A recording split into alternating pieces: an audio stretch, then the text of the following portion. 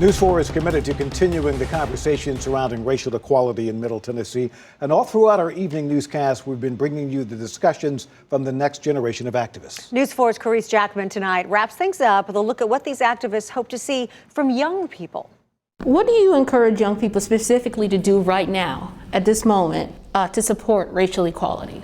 I think young people have this momentum and sometimes they don't know how to utilize it, but I think that with the resources and the research that these young people have been doing, the information is on Twitter, it's on Facebook, it's at the drop of their hands within their phone. So I think it's a little easier now for that momentum to be utilized within the young people.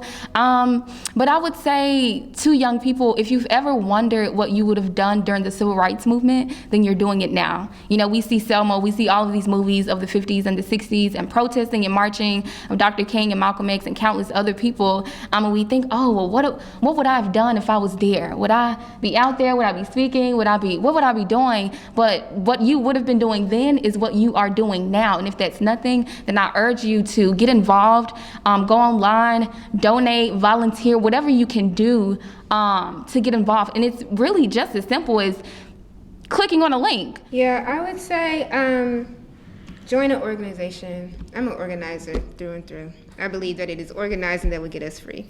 And I mean like community members working collectively together to take action that will move us closer to obtaining freedom or the goods that we'd like to see. The second thing I would say is political education. We want to always be deepening our political analysis and understanding of these systems and institutions.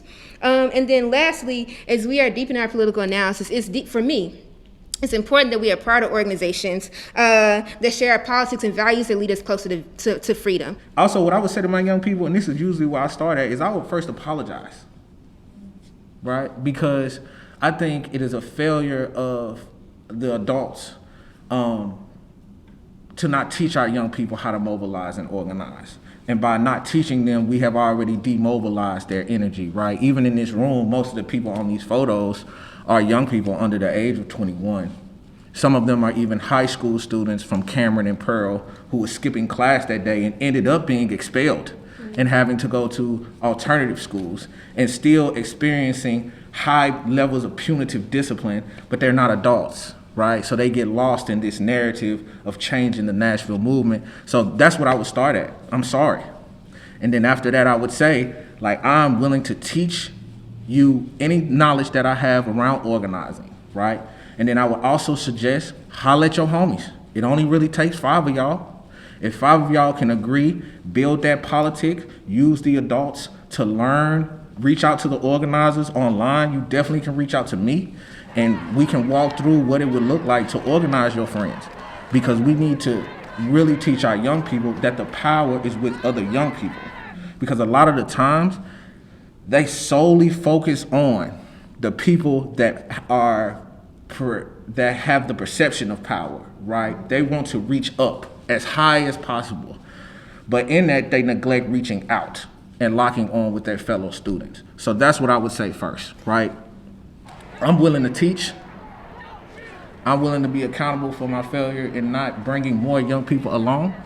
And I'm willing to bring along any young person that is willing to come along in this struggle with me. Very well said. Anything else, guys? I would just simply say, don't let a certain issue come to the front doorstep of your home before you seek to get engaged.